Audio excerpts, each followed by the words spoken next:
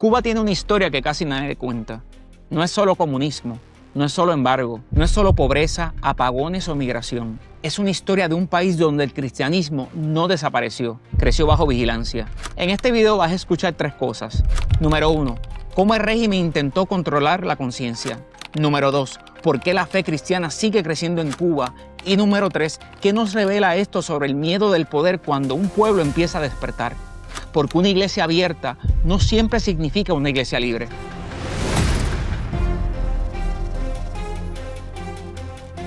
Durante décadas, Cuba fue presentada como el gran experimento de una revolución que prometía crear un hombre nuevo, un ciudadano formado por la ideología, educado por el partido, definido por el Estado. Después del 1959, la Revolución Cubana instaló un sistema comunista que durante años promovió el ateísmo oficial y miró la religión con sospecha. La idea era clara: reemplazar la influencia espiritual por la ideología revolucionaria. Reemplazar la iglesia por el partido. Reemplazar la fe por propaganda. Reemplazar la esperanza por obediencia. Pero hay algo que el régimen no pudo borrar completamente: el hambre espiritual del pueblo cubano. Hoy la religión sigue viva en Cuba, y no solo viva, visible. Hay católicos, hay evangélicos, hay pentecostales, hay iglesias en casas, hay comunidades cristianas que siguen creciendo en medio de depresión, vigilancia y límites. Y eso crea una tensión profunda, porque cuando un régimen quiere controlar la conciencia de un pueblo, una fe que crece se convierte en una amenaza.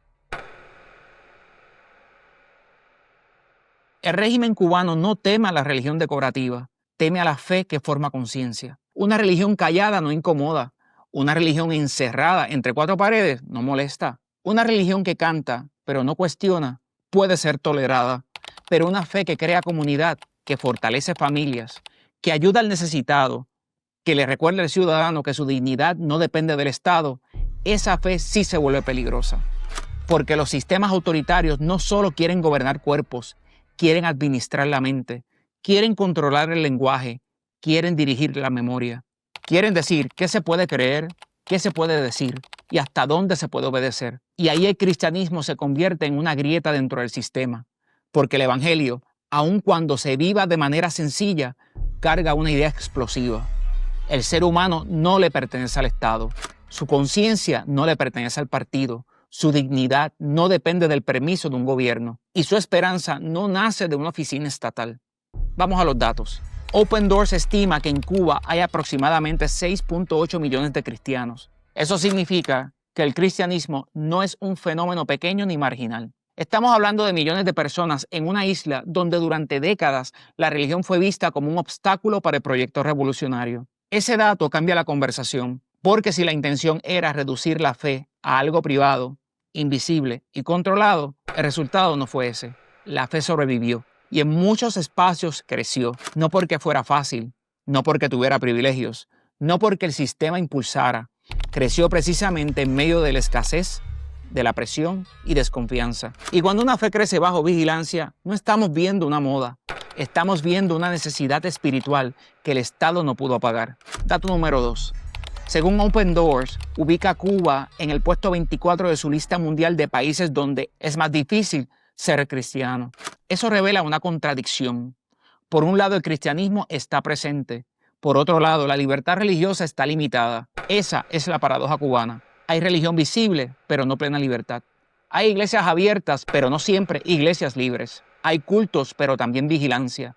Hay líderes religiosos, pero también presión.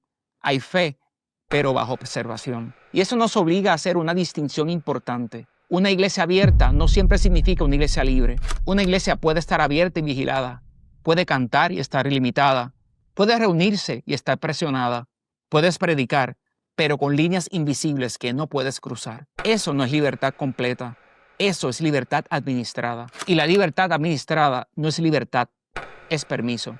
Dato número 3. En Cuba, las organizaciones religiosas deben registrarse ante el Estado. Ese detalle parece técnico, pero es crucial. Porque cuando un gobierno decide qué grupo religioso existe legalmente y cuál no, entonces la libertad religiosa deja de ser un derecho y se convierte en una concesión. Y una concesión siempre puede retirarse. Puedes reunirte si te aprueban. Puedes predicar si no incomodas. Puedes servir si no desafías la narrativa oficial. Puedes existir mientras el poder no te vea como amenaza. Ese es uno de los puntos más serios, porque el control no siempre llega con tanques, a veces llega con documentos, con permisos, con registros, con multas, con llamadas, con advertencias, con vistas de funcionarios, con interrogatorios. El control moderno no siempre cierra la puerta de la iglesia, a veces deja la puerta abierta, pero pone a alguien mirando desde afuera. Dato número 4.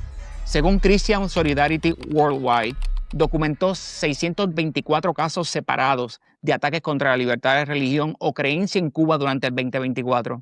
Según ese reporte, esos casos sumaron 1.898 violaciones registradas. Eso no es una opinión, no es un rumor, no es simplemente una narrativa política, son casos documentados. Y el patrón es claro: vigilancia, interrogatorios, amenazas, multas, restricciones de movimiento, presión contra líderes religiosos y castigo contra grupos no registrados. El régimen no tiene que destruir toda religión para controlarla, solo tiene que mandar un mensaje. Puedes creer, pero cuidado con hablar demasiado. Puedes reunirte, pero cuidado con organizarte demasiado. Puedes predicar, pero cuidado con despertar demasiado. Y cuando un pueblo entiende ese mensaje, aparece la autocensura.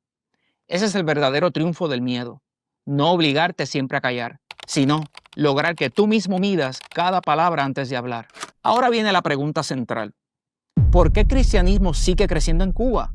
La respuesta está en el vacío que dejó el propio sistema.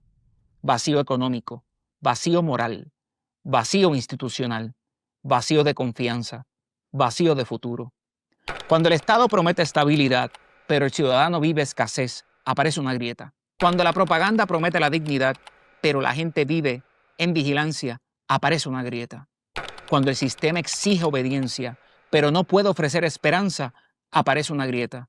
Y por esa grieta entra la fe. No solo como doctrina, como comunidad, como red de apoyo, como espacio de confianza, como refugio emocional, como estructura de ayuda, como lenguaje de dignidad. La iglesia, especialmente en contextos de crisis, no funciona solo como un lugar de culto, funciona como una red social independiente. La gente se conoce, se ayuda, comparte recursos, acompaña al enfermo, sostiene al anciano, escucha al joven, ora con el que no tiene fuerzas, y eso incomoda al régimen. Porque una iglesia que sirve al pueblo empieza a competir con la narrativa oficial del Estado Salvador. El Estado dice: nosotros somos la respuesta. Pero la realidad empuja al pueblo a buscar esperanza en otro lugar. Y cuando ese otro lugar es la fe, el poder se pone nervioso. Ahora, el tratamiento no es convertir este tema en propaganda política. Eso sería un error. El tratamiento es mirar a Cuba con precisión.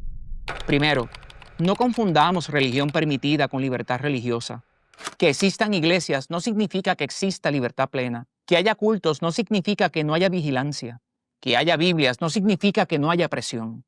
Segundo, entendamos que la libertad de conciencia es una de las primeras víctimas del autoritarismo.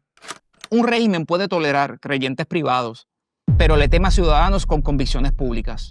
Le teme a personas que digan: mi dignidad no viene del Estado, mi conciencia no pertenece al partido, mi esperanza no necesita permiso. Tercero, no romantizar el sufrimiento cubano.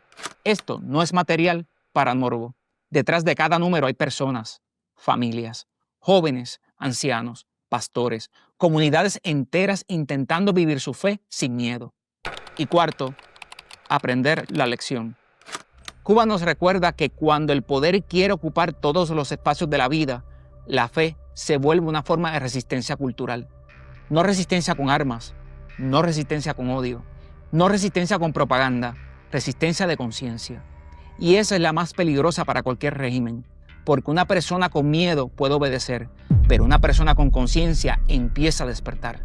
Cuba no está espiritualmente muerta. Cuba está vigilada. Cuba está herida. Cuba está cansada, pero no está vacía. Debajo de la presión sigue creciendo una fe que el régimen no pudo borrar. Y esa es la historia que casi nadie cuenta. Un sistema puede controlar permisos, puede controlar periódicos, puede controlar escuelas, puede controlar fronteras, puede controlar templos, pero no puede controlar completamente el hambre espiritual de un pueblo. El régimen puede decir, nosotros controlamos la isla, pero la fe responde, no controlas la conciencia. El régimen puede decir, nosotros damos el permiso, pero la esperanza responde, no se necesita permiso para creer. Y por eso el crecimiento del cristianismo en Cuba no es un dato religioso más, es una señal histórica. Porque cuando una fe crece bajo vigilancia, no estamos viendo una moda, estamos viendo una grieta en el control. Y por esa grieta puede entrar algo que ningún régimen puede administrar, la conciencia despierta de un pueblo. ¡Viva Cuba libre! Y recuerda que aquí no venimos a calmar las mentes, venimos a despertarlas.